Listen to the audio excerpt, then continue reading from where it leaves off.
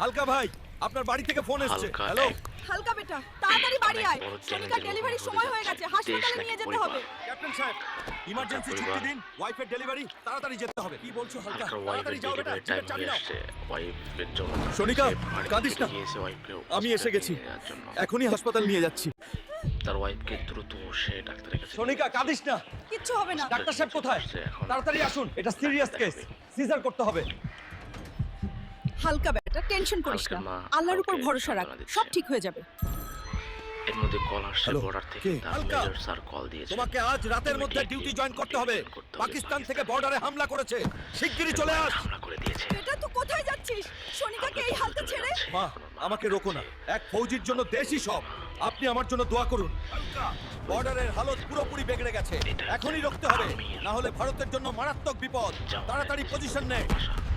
সবাই লাইক করে সাবস্ক্রাইব করে দাও।